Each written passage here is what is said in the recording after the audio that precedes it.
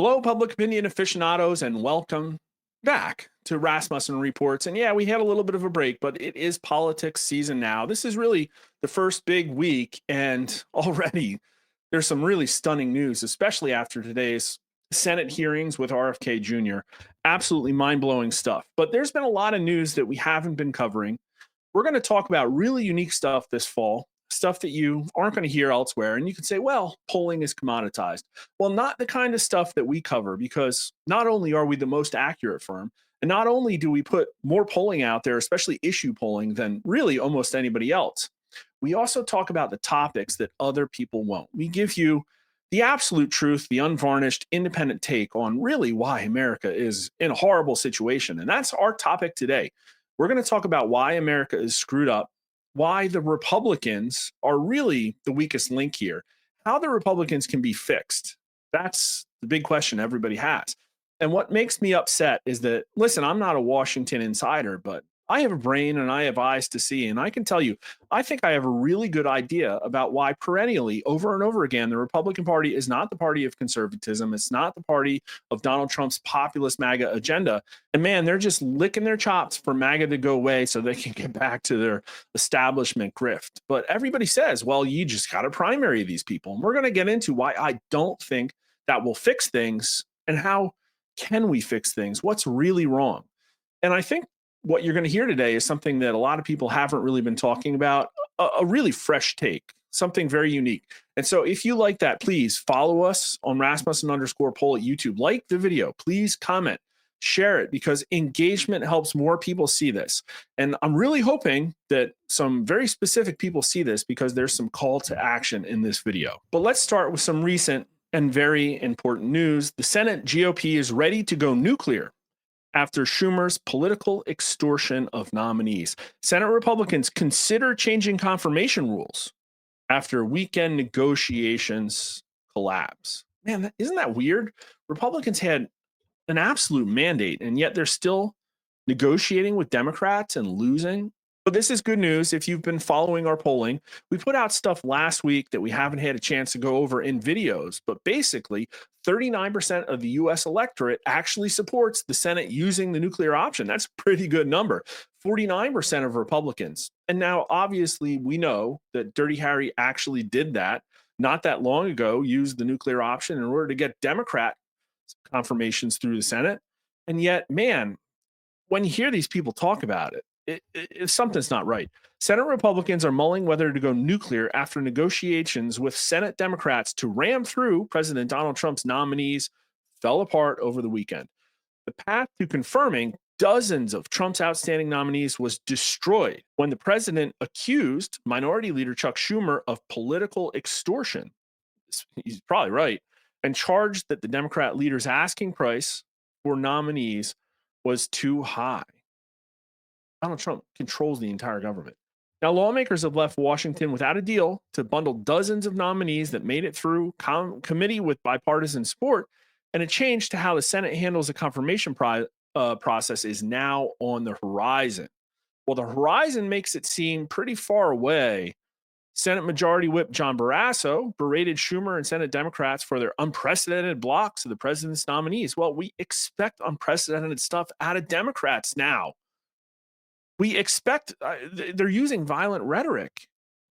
And if they don't change their behavior, we're going to have to change how things are done here, because the president needs to have his or her team in place. It's been like 7 months. Is Donald Trump getting his team in place?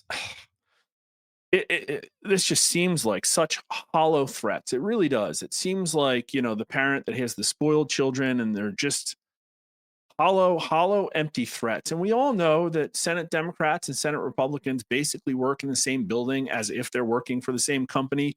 They go to the same happy hour together. Most of their staffers work together and like each other, probably date each other across party lines. Under normal circumstances, changing the rules in the Senate would require 67 votes, meaning that some Democrats would have to be on board with the change. However, there is a path that lawmakers refer to as the nuclear option, which allows for rule changes to only need a simple majority. There is the political will among Republicans to change the rules. Yes, there is, but doing so would open the door for Senate Democrats to do the same when they get into power. once more. But everybody I've been talking to says that when the Democrats get a majority in the Senate, they're going to use the nuclear option immediately. And I've been calling for the Republicans to preempt that and show Americans what good governance means. Use the nuclear option, and from now to November of 26, pass very popular one-page bills. Finally, give the Americans a break from the massive 3,000-page Washington, D.C. pork abortions. I think they will be rewarded with a massive majority. And in fact, I think it's the safest and most easy way to maintain control of Congress in the fall of 26. And yet, what are they doing? Well, they're just trying to redistrict as a hasty and uncertain plan B. Absolutely gross. Well, let's skip ahead. I mean, the important part here is I want to show that there's a Senate Majority Leader, John Thune, quote here, I think they're desperately in need of change. The rules, I agree. I think that the last 6 months have demonstrated that this process, nominations, is broken. So I expect there will be some good, robust conversations about that. They're going to have conversations on the horizon, weeks away. We might do this, we might do that. It's probably not going to happen. And this is really sad. But John Thune, what else is broken? Is it potentially our legislative ability to actually reform United States federal government? Is it Trump's ability to get a legislative agenda, even though he won a mandate and everybody on the Republican side promised to back him up 100%? Maybe you should use the nuclear option and pass good bills. But I repeat myself, I've talked about that a lot. Here's some news about Senator John Thune from today. RFK Jr. will face hard questions over the CDC shakeup, Thune says. Senate Majority Leader expressed frustration over the firings of recently confirmed officials. Oh, that's so sad. So basically, Donald Trump has his leaders in, which John Thune wants because the president needs his team. But then Thune gets them confirmed, and then something happens and they get fired. And that's a bridge too far. He really got upset here. I would say, that because somebody's supportive of or in favor of the vaccines, it's not disqualifying for the CDC job. So I assume he'll have some tough questions to answer tomorrow. And tomorrow was today, and there were certainly some tough questions. It was an absolute clown show. Honestly, he's got to take responsibility, Thune said. We confirm these people. We go through a lot of work to get them confirmed, and they're in office a month. Well, if they're scumbags, if they're conflicted, if they're standing in the way of Trump's agenda, how is this a surprise to Washington, D.C.? Sometimes people got to go because people are often conflicted. Now, there's stories like this. I don't know too much about this particular outfit, but I do know they're pulling data from Open Secrets, and this is awfully interesting. Pharma showers John Thune with campaign cash, this out of May 2022. And this part's fascinating. Pharma's new favorite lawmaker, John Thune. It's a relatively new Washington tradition. In recent years, CEOs of some of the nation's most powerful pharmaceutical companies have picked one or two lawmakers to flood with donations from their own bank accounts.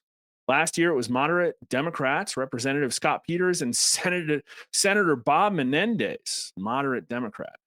The year before, it was Republican Senator Thom Tillis. Oh, I've called Thom Tillis out for his pharma backing before because he's the one that apparently shut down Ed Martin's initial confirmation. And it was after Ed Martin came out in favor of Donald Trump's, pharmaceutical pricing plans, the most favored nation. I bet you there was some really nasty calls that got made to Thom Tillis on that day. And I suspect there was probably some really nasty calls that got made to Senator John Thune because, for 3 years, Donald Trump has been very proud of his achievement, Operation Warp Speed. A lot of people said that it was Nobel Prize worthy. And you know what happened yesterday? The very day before John Thune comes out pretty aggressively against RFK Jr., Donald Trump, for the very first time, implied that maybe there would be some investigations into Operation Warp Speed because maybe not everything was above board. Isn't that a really crazy coincidence? Anyways, the first lawmaker to receive that treatment in 2022 is Senator John Thune, the Senate Republican whip, who is widely seen as a potential successor to the Senate's top Republican, Mitch McConnell. So Pharma knew and was investing in the future of the Republican Senate leadership. Thune received checks from several pharmaceutical executives in February, shortly after announcing his run for re-election, according to Stats analysis of campaign finance data. Gilead CEO gave John Thune $5,800. Pfizer CEO gave the same on February 4th. CEO of Eli Lilly gave Thune another $2,900. It goes on and on and on. Now, that's a lot of individual small amounts because there are limits.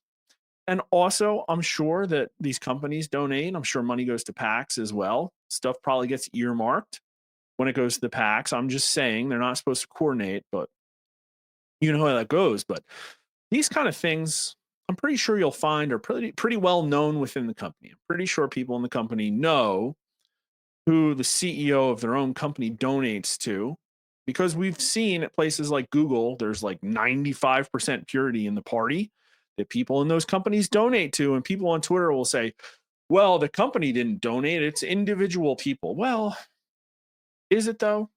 Is it though? But anyways, just, try this. Ask Grok.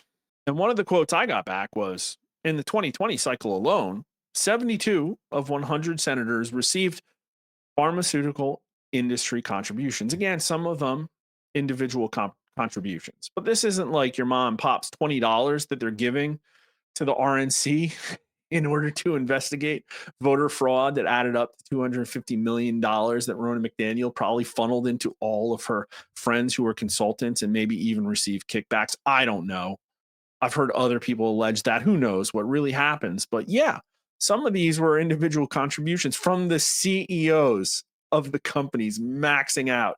And then their entire suite of senior vice presidents, directors all max out. And, it starts to add up because it doesn't take too much money to buy somebody in the Senate. And we've seen these senators behave in a way that reflects the interests of their, special backers and not of the American people. And here's another really good example. And I'm not picking on Israel, but David Gilio wrote this little thing here. I thought it was worth going over. The coalition that delivered a historic victory for President Donald Trump and gave the GOP control of Congress went to the polls en masse because they were fed up with the status quo and crave systematic change via the implementation of President Trump's America First agenda. 100% agree. Instead, every email I receive from the GOP is about how much they support Israel. And he's got proof here. This is from Senator John Thune to somebody that, got it to David Gilio. Help me defend our pro-Israel GOP majority. I've seen firsthand the importance of maintaining the strong U.S.-Israel relationship. The Democrat-led betrayal of Israel is happening right in front of our eyes, and I'm leading the Senate initiative to take a stand. I am 100% committed to standing with Israel. But Senator John Thune, the majority leader in the Senate, is not 100% committed to standing with Donald Trump's own cabinet because, again, he wanted to rake RFK Jr. over the coals. This post isn't about debating the merits of supporting or not supporting Israel. It's meant to highlight the disconnect between those running the Republican Party and the new coalition of voters that they now need to turn out to win elections. Many of those voters have never voted Republican before President Donald Trump arrived. There's a reason for that. They're not motivated and rightly possess an inherent distrust of the Romney-Bush version of the GOP. I've said that. America has changed dramatically since the 80s and 90s. The coalition that boosted Republicans to victory during those periods is no more.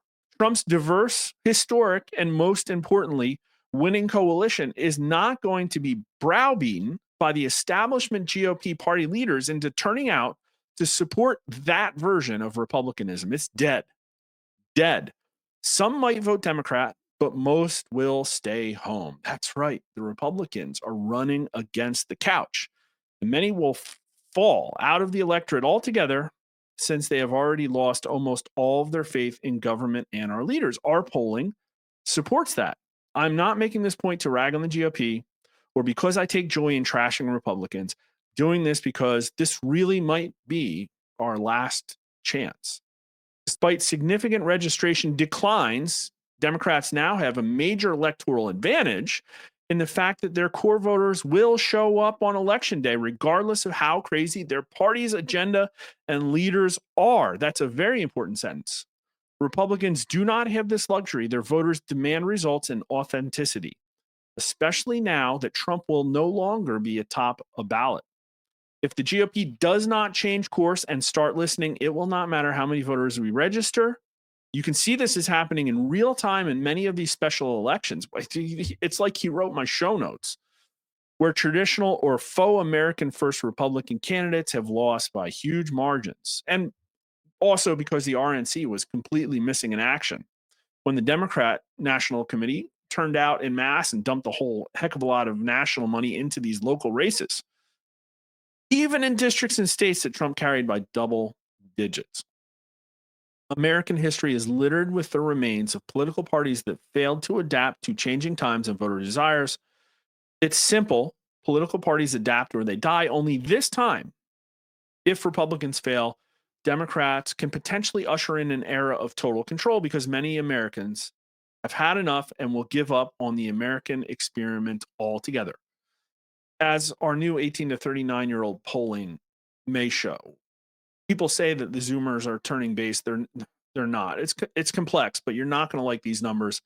Maybe I'll cover them tomorrow in a live stream, but it's the bottom of the ninth. There's 2 outs. There's no more left to give to Israel, Senator John Thune.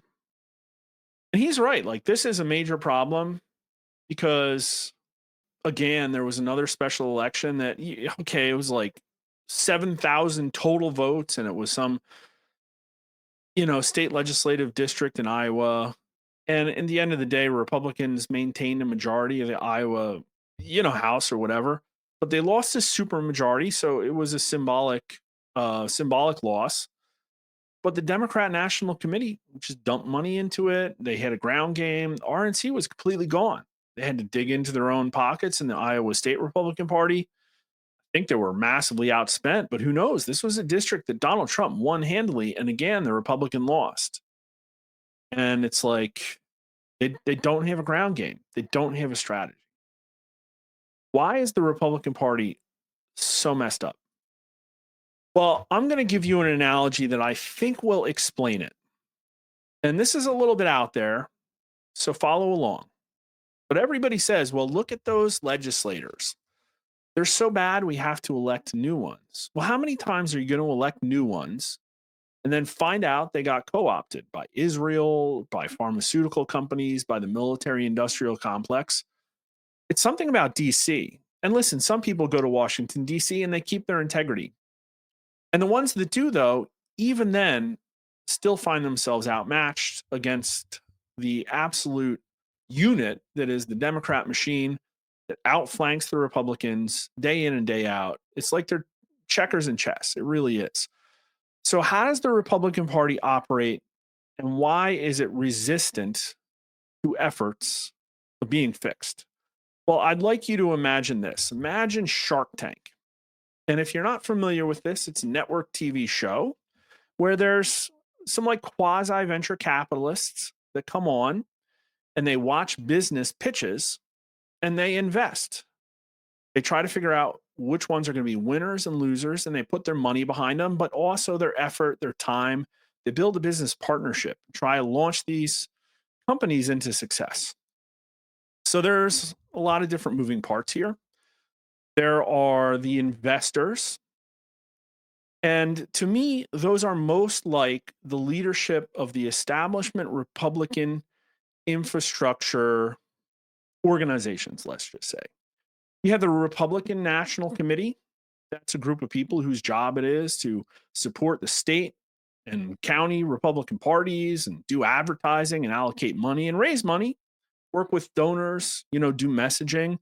So you have that group, you have the state and county parties and all of the committees that report up to them. These are thousands and thousands of people. You have the Republican Governors Association, you have the National Republican Congressional Committee, you have the National Republican Senatorial Committee. And they almost each operate like their own investor. Now, they're different than Mr. Wonderful. It's not one guy, but they're also the same in that he's been around a while. He's had successes. He's built up things that he likes and doesn't like. He's got instincts, and those instincts tell him what succeeds and fails. And so he flies by the seat of his pants, goes with his gut. And he also has an organization. He has people that work for him. They have institutional inertia. They believe in certain things, they act in certain ways. And so he'll be the first one to tell you, well, this company I just don't get. It's not what we do. I can't really help it. It would be better for you. And ultimately, they do want success. And what is success? Well, success is getting electoral wins. What's an electoral win? Well, on Shark Tank, it's finding a new company that you think is going to succeed and backing it and getting buy in and having consumers buy it. You want consumers to buy your product. Now, here's the problem there's a whole lot of constraints and limitations. Now, like we've said, each of these investors is a little different, likes something a little different. And there's a whole lot of people working for them that may cause them to turn up their nose at certain pitches, even things that could be successful. Because again, what they're trying to do is de risk the risky. They're trying to take things that might have hair on it and make it as sanitized as possible so that it has the most mass appeal in their opinions.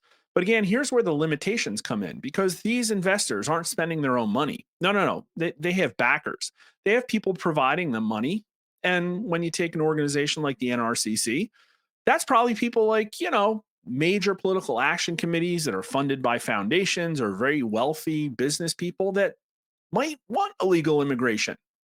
They might want massive, tax reform to cut capital gains or maintain their private equity, loopholes and things like that, things that are better for business and not quite as good for the American middle class.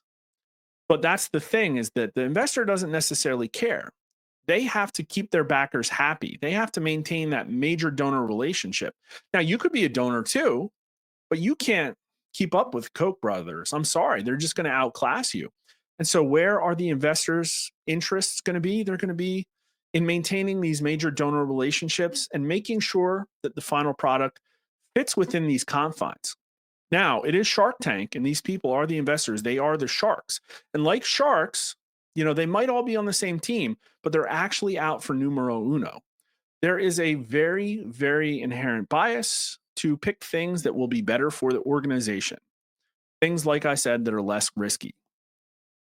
Now, not only that, there's also some things to consider about the companies that pitch as well. It's hard to get on Shark Tank. You probably have to have some track record. These sharks, it's not a charity. They're looking to do as little work as possible. So if you can come with money, if you have any track record whatsoever, that's going to put you ahead of people. You're going to get to the front of the line. And then not only that, the network's got its say. And well, if you're a little out there and it's going to raise some questions, you're not getting on the show. And so there's also a systematic bias of these things all kind of looking and feeling and behaving a certain way. Very, like I said, sanitized. There's a selection bias. And so the Republican establishment is used to seeing candidates that work a very specific way. And if they see something different, something that they don't understand, something that might be a little risque or just, a change in direction, they're going to say, no, I can't do that. I haven't done it before. I don't understand the market.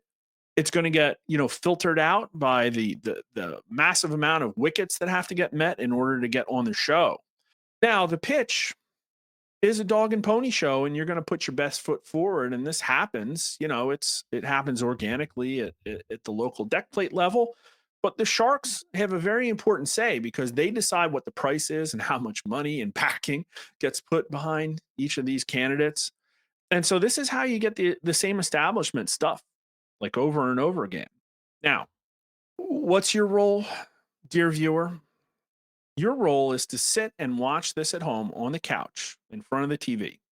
You might have opinions, but the Sharks don't care because they just expect you to buy whatever product that they shove in your face. And you can have feedback, you can, it's not going to make a difference. And you know what? They don't necessarily need every single one of these to massively succeed because when they lose, they still stay in business. If some of their people, if some of those products don't launch, well, Mr. Wonderful is still a shark. He's still got his investment firm. He's not going to lose everything. He's probably going to get his 2 and 20. And, you might lose everything. You might lose your constitutional rights, but they expect you to buy what they are selling. No questions asked. And you know what? You kind of have. And when people don't show up, they can say, well, it was something wrong with the product. It wasn't us. It was something wrong with the consumer. There was no product market fit, but we're still in our big fat happy seats and we still have these backers. We're still, we're here. It's us. We're self perpetuating. It's a business, and their business is not to keep up with trends. It's to launch things that are safe. And you know what? If there's another product vertical, well, some other aspiring entrepreneur will figure that out somehow.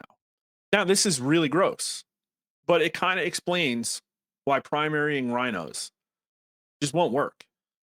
In fact, this analogy kind of explains why every single reform method that I've heard talked about will not work. Try it out yourself. Oh, we just need to get a whole bunch of Scott Presslers.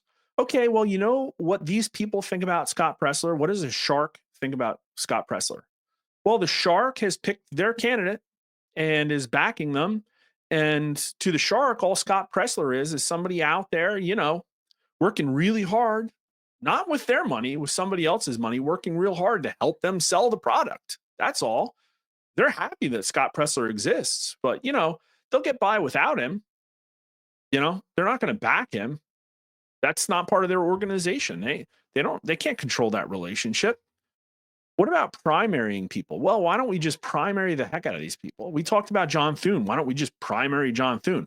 Well, we saw how tied in he is to everything. The interests really like him and want him there. He's a key part of this, I'm sure. But what does a primary look like in this analogy? Well, it's really hard to get on Shark Tank. And what we're talking about is just a wild new product that nobody has ever really seen before. They're going to, you could break a lot of sweat and have like a consumer campaign or lobby the network or whatever, have a lot of success with the business. And maybe people are like, oh, that's wild. I never thought about that. It's something that consumers might like. And maybe you get on the show, but the sharks just don't know what the hell to do with it. And they really don't like it. And it's too risky for them. And so they're going to find a way to shut it down. They refuse to back it. They'll pick another product instead. And this happens from everybody I talk to. It happens time and time again. And then what happens is, okay, well, maybe they take a flyer and maybe they back one of these people. Maybe the person actually wins and people actually buy it. That's not going to change what the backers want. It's not going to change their whole organization. And quite frankly, what's going to happen is that person's probably going to get down to Washington, D.C. and be corrupted by all these interests as well. So that's kind of like a really doomer look on it. But I think it explains everything. Try and poke holes in it. Leave a comment. Tell me what you think about that. But this is the Republican establishment. It's not the sum total of all the people sitting in the halls of Congress. It's this massive organization that raises billions of dollars and has tens of thousands of people spread out all across the country. And things like the precinct strategy. That's like super important. That's I love it. I'm glad it's there. But you know what that's like? That's like trying to join as a low-level associate at the organization that supports one of these Shark Tank investors. You're not going to change the direction of the organization, not overnight. You're not going to take out the person at the top of this that's making decisions based on their own personal interest and their own seat of the pant instincts. It's not going to happen. And so if you want to change things, if you want to fix this, those sharks got to go. This organization needs to be rapidly overhauled, and it's not going to happen from within. It's going to happen from the outside. And what are the stakes? Well, pretty high.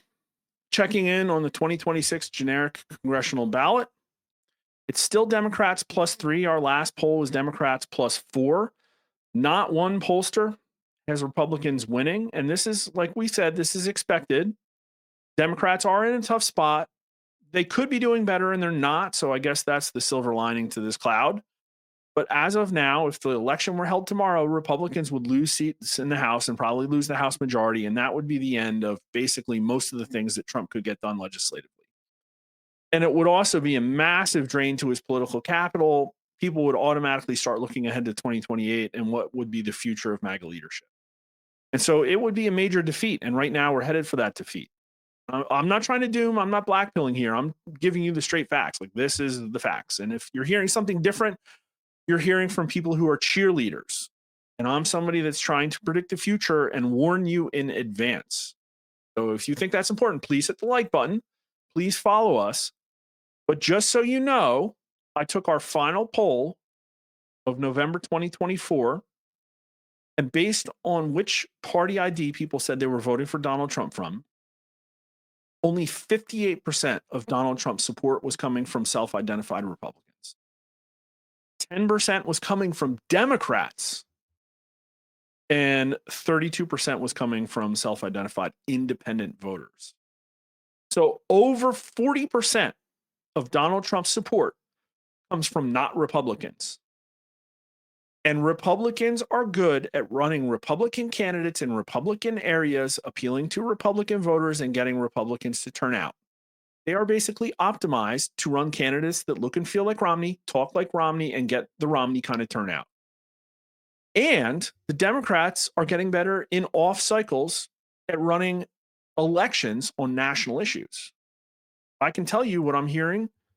I'm hearing from within the Jack Ciattarelli campaign, RNC was nowhere to be found. RNC was nowhere to be found in these special elections. The RNC is not out there messaging. None of the Republicans are. They don't have a plan. Donald Trump's got a plan for 2026. He's going to stump for very critical Senate races. He's going to have rallies. He's going to have national messaging. But the Republican message is, let's just let our local candidates shine. We've backed these people. We believe in this product. Let's just see what happens. The Democrats are going to have a national referendum on Trump. And the Republicans are going to get crushed if they run a race like that. It's just going to happen. It's literally checkers and chess. And even if Donald Trump, he's not going to get 58% because it's off cycle. He's running against the couch. A lot of these people are going to sit home. These Republicans are pissing off the Democrats and the independents. It's bad. And you're seeing things like this. A lot of people are getting positive news. There are 159,000 more registered Republicans, 42,000 fewer Democrats in New Jersey today than there were in November 1, 2021. That's true. A lot of those Democrats might have switched to Republicans. A lot of those Republicans could have been independents switching back, or maybe new voters. But you know what's different between now and November 1, 2021 is we're not in the middle of the pandemic. People aren't super pissed off at Governor Murphy. And so the Republicans are running against the couch, and they're on track to be beat by the Democrats. They have nothing to run on. Trump does, but Trump's not on the ballot. Republicans have nothing to run on, and their marks are not good. We've covered the polling. Now, I said there was good news. That was a whole lot of dumping. Said there was good news, and there is. And I'm hopeful that this turns into something. And again, I want as many people as possible to see this message. So please like the video, subscribe, and comment. Try and get as many people to see this as possible. This is from the Wall Street Journal. It was a couple of weeks ago, but it was really important. It kind of went by the wayside. Elon Musk pledged to start a political party. He's already pumping the brakes. And I was the first person out there saying that this was a really stupid idea. We did the polling. Elon Musk's America Party hurts Republicans twice as much as it hurts Democrats. So what would happen? And I know he said he wasn't running a national candidate. I know he said he was going to focus on just a few marginal local races. Every single one of those would have gone to a Democrat. That's what would have happened. He's got a lot of money. He cares about the future of this country. The America Party was a really bad idea. Now, there's news out there that he's reconciling with the Trump administration. There were some tweets that Trump had a conciliatory tone with him. The billionaire Elon Musk is quietly pumping the brakes on his plan to start a political party, according to people with knowledge of his plans. Musk has told allies that he wants to focus his attention on his companies and is reluctant to alienate powerful Republicans by starting a third party that could siphon off GOP voters. That's smart. I was out there. I think we were the only people that polled on that, to be honest. Maybe there was another, but. So I hope he saw our polling and realized it was a bad idea. Musk's posture marks a shift from early last month when he said he would form what he called the America Party to represent U.S. voters who are unhappy with the two major political parties. We did a video on it. The core tenets, socially liberal, fiscally conservative. That's not the right way to define what voters want. Voters just want fairness, and they want the middle class back. As he has considered launching a party, the Tesla chief executive officer has been focused in part on maintaining ties with Vice President J.D. Vance. Oh, that's interesting. Who is widely seen as a potential heir to the MAGA political movement. Well, according to polling, he is. For GOP primaries, he 5-1 beats Ron DeSantis or Marco Rubio, who are in number 2 and number 3 place. So things can change, but according to the polling, it will be JD Vance, unless, Trump forsakes him or he has a mask off moment or something. So it should be JD Vance. People have said, oh, well, this is the Tech Bro network. It's not. I know it's not. And I don't think JD Vance is a tech bro. I think that this is an important relationship that they need to build. Because here's why. The reason the Republican Party is still so messed up is that link between the donors and special interests that back the people at the top of these organizations. Their ability to allocate this money to who they perceive to be winners and losers is the root cause of this problem. It cannot be fixed from the bottom. It hasn't been fixed by the top. The money can't be expected to fix itself. The Club for Growth people, they do not want illegals deported en masse. I can tell you that.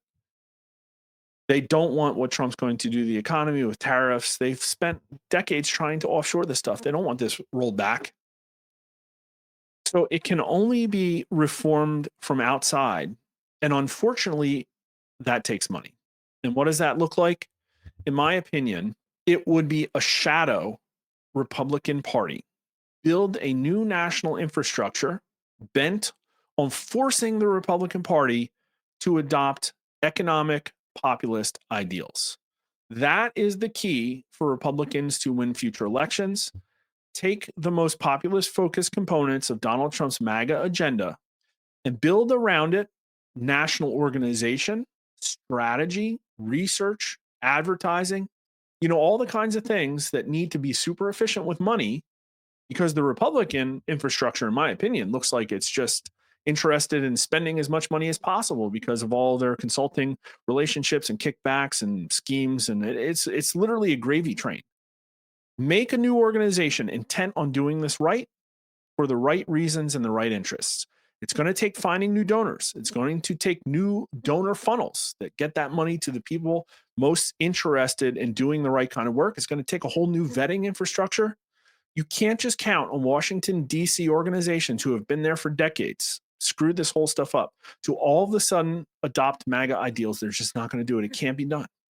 Washington, D.C. is incapable of having its self-inflicted bubble being permeated by principles that get American voters what they want. So it has to be a new organization.